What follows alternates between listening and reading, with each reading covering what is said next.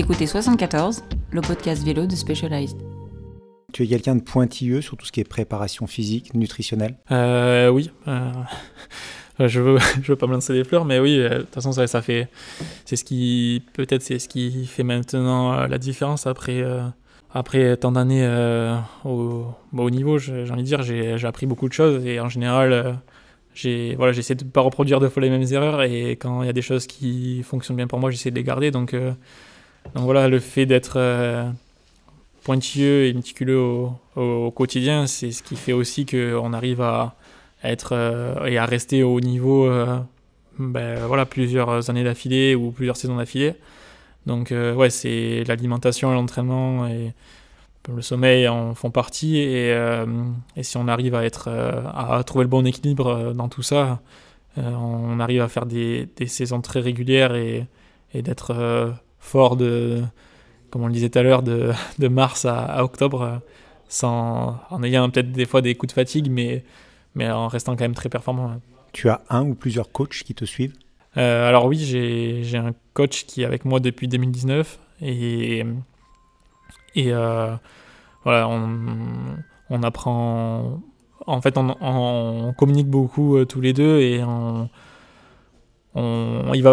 personne va à l'encontre de l'autre. En fait, on essaie de faire avancer les choses ensemble. On communique beaucoup, et en fait, j'aime bien cette approche parce que c'est mon entraîneur, mais en fait, c'est une discussion qu'on a entre ce que je pense qui peut être bon pour moi et ce que lui pense qui peut être bon pour moi, en fait. Et en fait, on trouve un équilibre entre tout ça, et c'est peut-être des fois moi qui m'entraîne via mon entraîneur. Et en fait, c'est vraiment un échange très intéressant parce que je sais ce qu'il me faut, lui aussi.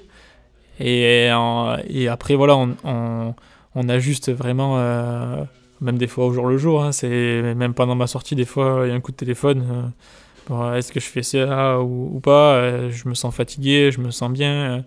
Même des fois, c'est moi qui prends mes propres initiatives pendant les entraînements parce que je sais que ça va m'être bénéfique ou non.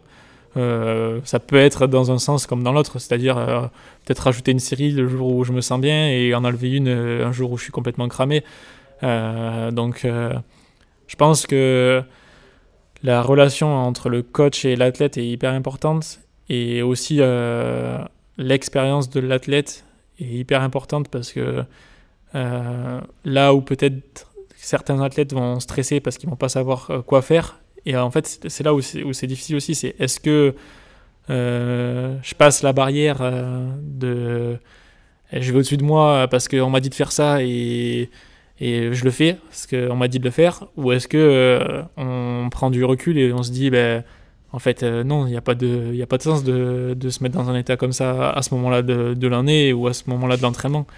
Donc en fait c'est vraiment l'athlète qui doit être aussi capable de se connaître. Et je m'écoute beaucoup, et je pense que ça marche très bien maintenant parce que je m'écoute beaucoup, je suis à l'écoute de moi-même.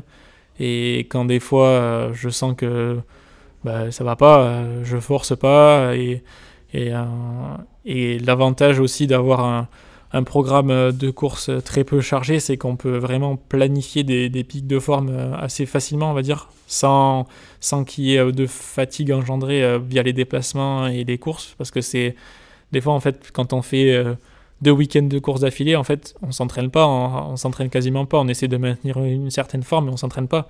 Alors que quand on part 3 semaines s'entraîner à la montagne ou j'en sais rien, en fait, on peut faire quelque chose de structuré. Et moi, en fait, j'adore aussi m'entraîner. Et c'est parce que j'adore m'entraîner que je suis capable aussi de partir comme ça en camp d'entraînement et faire ça. J'adore structurer les choses, avoir ma routine. Je sais que le matin, je vais rouler, l'après-midi, je fais ma sieste. Après, des fois, je fais ma séance de muscu, ou des fois, je fais de la muscu le matin et de la récup l'après-midi. Voilà, je m'organise mes journées, je sais ce que je dois manger, à quelle heure, etc. Et en fait, je suis calé comme une horloge. Et en fait, je fais ma vie et ça se passe bien.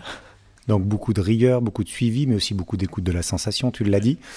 Tu as intégré depuis longtemps les outils modernes d'entraînement comme le capteur de puissance. On vous a vu aussi sur le circuit pro avec des montres désormais qui relèvent tout plein d'informations.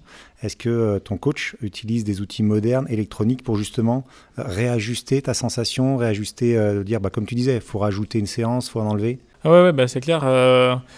Voilà, on a la chance j'ai la chance d'être équipé avec la montre Whoop qui donne beaucoup d'informations sur la santé et sur la santé de l'athlète avec la variabilité cardiaque qui est quand même importante. Après, la variabilité cardiaque, on peut la prendre avec une ceinture cardiaque classique, mais disons que là, en fait, l'avantage de cette montre, c'est qu'on la porte tout le temps, au quotidien, et qu'on a des valeurs tous les jours.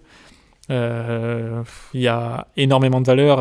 Il y a la fréquence respiratoire, c'est-à-dire le nombre de respirations qu'on fait par minute. Il y a la température corporelle, il y a la variabilité cardiaque, la fréquence cardiaque au repos, etc., etc. Et en fait, il y a beaucoup de valeurs et ça nous permet de vraiment savoir où on en est et de savoir aussi quand il y a une période un peu plus difficile, si on doit peut-être se reposer ou alors en mettre un peu plus. Donc c'est vraiment un super outil et d'avoir beaucoup de valeurs. En fait, il faut plus on monitor de choses et plus on est précis après sur l'entraînement derrière. Ouais. Mais est-ce que tu fais plus confiance à ton ressenti ou à ce que te dit, ce que te donnent les valeurs de ta montre? Ou est-ce que si ça, en fait, je les dissocie complètement. En fait, c'est que j'ai les deux valeurs. J'ai mon ressenti à moi et puis la valeur de la montre, et je sais exactement en fait ce que dit la montre. C'est souvent ce que ce que je retranscris à mon entraîneur en fait. Donc ça m'arrive des fois de pas forcément regarder. Il y a des moments où c'est pas forcément nécessaire.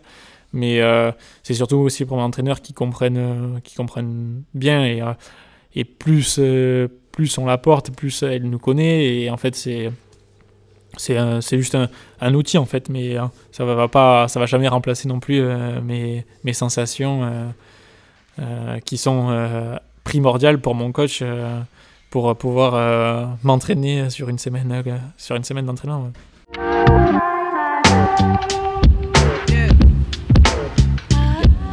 Découvrez l'univers Specialized sur www.specialized.com.